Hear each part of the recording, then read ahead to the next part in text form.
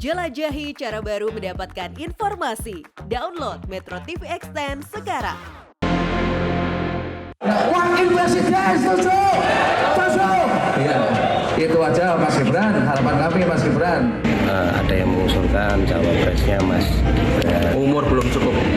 Saja. Pertanyaan lain. Enggak, kalau tanggapan itu kan rumor banyak sekali seperti itu. Ini kan rumor. Saja umur belum cukup. Lu 11, aku 12. Ya lu nggak jelas, gua lepas.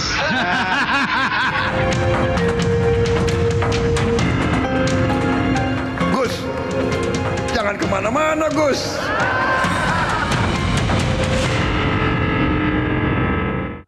Oke, sebelum kita bahas lu nggak jelas gue lepas, bentar ya, kita tahan dulu. Sudah ada Kang Denny yang bergabung di Zoom. Kang Denny, saya langsung tanya ke Anda 2 pertanyaan ya, supaya bisa panjang sekaligus. Kang Denny, sebagai mantan Wamenkumham dulu, pakar hukum tata negara, Anda merasa Anda menilai MK itu sebetulnya punya wewenang atau tidak untuk memutuskan mengubah batas minimal usia capres-cawapres dari 40 ke 35? Itu pertanyaan sebagai mantan Wamenkumham atau pakar hukum tata negara. Sekarang sebagai politikus Demokrat, Anda sepakat bahwa uji materi ini sebetulnya adalah untuk kepentingan penguasa, untuk kepentingan mencalonkan Gibran? Terima kasih Mbak Sylvia. Pertama, untuk jawaban berwenang atau tidak Mahkamah Konstitusi, tentu saja kalau tidak dilihat dari sisi open legal policy atau political question, ya MK berwenang untuk menguji semua aturan yang ada dalam undang-undang. Yang disebut dengan constitutional review, pengujian konstitusionalitas undang-undang.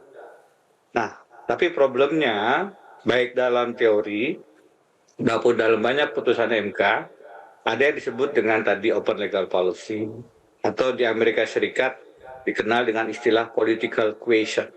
Artinya apa? Kalau ada norma yang itu lebih merupakan isu-isu politik, maka Mahkamah Agung Amerika Serikat tidak mengambil posisi untuk memutuskan, tapi menyerahkannya kepada proses legislasi di Kongres dan perdebatannya dengan eksekutif presiden. Okay. Itu yang kita dikenal dengan open legal policy. Dan kalau kita bicara umur, barusan saya membaca berita di salah satu harian, ulangi online, ada yang menggugat juga ke MK batasannya 21 tahun. Ada yang mengatakan harusnya 25 tahun. Ini makin menguatkan bahwa soal umur itu memang bukan isu konstitusionalitas. Kenapa kemudian itu diberikan kepada undang-undang? Undang-undang dasar kita tidak bilang usianya mesti sekian dan diserahkan kepada proses di DPR dan dengan presiden perdebatannya. Satu lagi sebenarnya DPD ya, yang sering kita lupakan. Proses legislasi itu melibatkan ketiganya. Itu karena memang ini diberikan ke dalam proses legislasi, bukan proses adjudikasi di peradilan. Tidak ada yang bisa mengatakan yang lebih konstitusionalitas itu 35 tahun. Kalau Mbak Grace mengatakan karena ada 20 juta. Tadi saya membaca permohonan yang mengatakan 25 tahun, itu mengatakan ada 54% BPS katanya. Itu usianya antara 25 sampai 39 tahun. Jadi kalau kita bicara angka, memang menjadi tidak ada isu konstitusionalitas. Angka ini di banyak putusan MK itu dibilang adalah legal policy. Kalau kemudian yang mengatakan, oh dengan batas yang wajar, kalau ini melanggar keadilan dan segala macam, itu yang disebut dengan diskriminatif. Dan putusan MK mengatakan, diskriminasi itu bukan karena umur, tapi terkait dengan jenis kelamin, perbedaan politik, hal-hal semacam itu yang diatur dalam Undang-Undang HAM. Kalau umur yang dijadikan diskriminasi, berapa yang tidak diskriminatif? Jadi Bang Rey mengatakan 7 tahun. Ada yang mengatakan kepala daerah 21 tahun. Lagi-lagi umur ini bukan isu konstitusional. Itu poin pertama. Ya. Poin kedua Mbak, izinkan saya masuk. Yang lebih penting memang presidensial threshold. Jadi kalau rekan-rekan memperjuangkan orang muda, PSI misalnya contohnya, maka yang harus diruntuhkan, bahkan PSI bisa mengusulkan sendiri, karena merupakan partai politik peserta pemilu, ya presidensial threshold itu. itu yang merampas hak rakyat untuk punya kesempatan memilih lebih terbuka. Karena kan ini pemilihan presiden langsung melalui partai politik peserta pemilu. Begitu menurut Undang-Undang Dasar. Jadi kalau ingin menguji konstitusionalitas, yang lebih tepat sebenarnya jangankan soal orang muda, itu hanya satu hal, bisa mengusulkan langsung siapapun yang PSI mau, itu ya presidensial threshold. Jadi saya setuju ada yang pendapat mengatakan jangan hanya ini akan sangat politis dilihat dan akan sangat dinilai konsistensi. Dengan segala hormat misalnya, kalau kita bicara konsistensi, bicara pertanyaan kedua tadi, Mbak Zilpia, apakah ini terkait dengan Gibran dan seterusnya? Ya, saya tidak bisa menebak-nebak ya. Tapi kan pemberitaan sangat kuat ke arah sana. Beberapa 2 hari yang lalu saya mendapatkan telepon ya seperti itu. Bahwa arahnya memang untuk memasangkan Prabowo dengan Gibran. Tapi sudahlah, saya ingin melihat bahwa kalau kita bicara kepentingan publik, kepentingan rakyat, memang harusnya yang dikedepankan bukan soal umur, yang dikedepankan soal kapasitas, soal kapabilitas, dan itu beyond umur. Artinya misalnya yang sering saya sampaikan pada teman-teman PSI, Mbak Grace dan kawan-kawan, yang namanya orang muda itu bukan pada usia 35 tahun, tapi pada sikap. Sikap orang muda itu kritis. 28 hadir Sumpah Pemuda, 45 hadir Rengas Dengklok, Orde Baru, mahasiswa, dan seterusnya. Nah, yang hadir sekarang ini adalah umur, tapi pada saat bicara sikap kekritisan, tidak pernah kritis pada Jokowi. Kang Denny, saya yakin Mbak Grace di sini mau menanggapi apa yang baru saja Anda sampaikan. Kita kasih kesempatan dulu ya. Silakan Mbak Grace. Makasih, ini banyak dan melebar kemana-mana. Jadi saya jawab dulu terkait open legal policy. Open legal policy bisa dikesampingkan jika melanggar moralitas, rasionalitas, dan menyebabkan ketidakadilan yang intolerable. Dan dalam hal ini tadi sebenarnya sudah ada pemahaman juga bahwa seharusnya yang dilihat itu kapasitas seseorang gitu ya, janganlah seseorang itu menjadi hilang kesempatannya hanya karena batasan umurnya belum nyampe. Kalau kita lihat sekarang untuk menjadi anggota DPR RI, legislatif yang menjadi rekan kerjanya eksekutif, presiden dan juga jajarannya, itu batas umurnya cuma 21 tahun.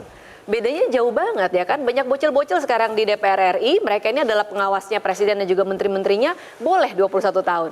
Kalau presiden berhalangan bertugas, begitu pula wakilnya, dia bisa digantikan oleh menteri luar negeri, menteri dalam negeri, menteri pertahanan, di mana menteri tidak ada batasan umurnya sama sekali. Jadi justru poinnya di sini adalah, ya kenapa sih umur itu harus menjadi penghambat anak-anak muda untuk bisa mengambil peran-peran yang lebih banyak lagi bisa berkontribusi di negara ini. Kalau batasan umur itu dihilangkan, maka kita akan membuka kesempatan buat 20 juta atau bahkan lebih banyak lagi anak-anak muda. Mereka bisa bermimpi suatu hari bisa ikut dalam kepemimpinan lokal sampai nasional. Poinnya ada di situ sih. Ya, baik.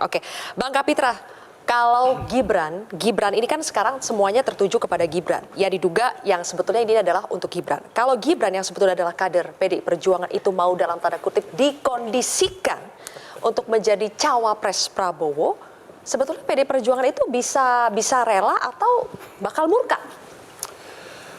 Saya tidak melihat bahwa constitutional review ini untuk Gibran.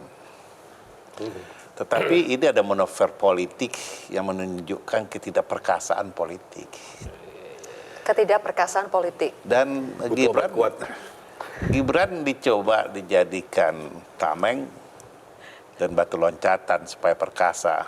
Ternyata ini bukan batu loncatan, bisa jadi meloncat di atas batu. Jadi maksudnya gimana sih, Bang? Begini.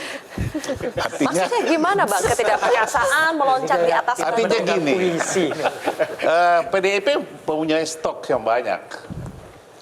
Punya stok pemimpin, kader yang siap jadi pemimpin. Jadi kalau dikorelasikan dengan nama yang disebut-sebut itu, berarti PDIP adalah partai yang betul-betul amazing. Amazing, iya. Tapi pertanyaan saya, kalau betul-betul nanti biasa. Gibran jadi cawapres lain padahal kadernya PDI Perjuangan. Itu biasa. Dulu Ganjar juga diperebutkan oleh PSI, ya toh. Karena emang seksi, kader-kader PDI ini seksi. Jadi PD bahwa Gibran tidak akan pergi dari PDIP? Saya tidak melihat bahwa ini ditujukan ke Gibran. Oke, Tapi baik. analisis silakan. Tapi saya melihat bahwa ada ketidakpercayaan diri untuk orang berkompetisi dalam politik, maka mencari batu loncatan, ternyata meloncat di atas batu.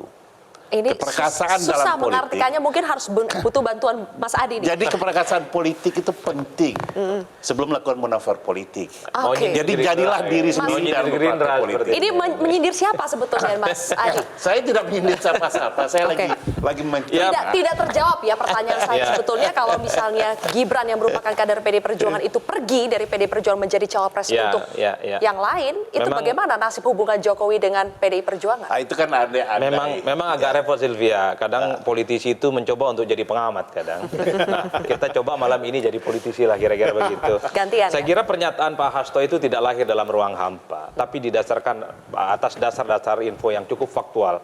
Bahwa soal judicial review itu ini based on ada manuver kekuasaan politis, kan begitu. Saya kira Pak Hasto bukan kaleng-kaleng, sekjen partai pemenang pemilu, orang nomor 2 penting lah. Kira. Ini analisa tuh sebagai tokoh politik. Gitu. Fakta, ini fakta.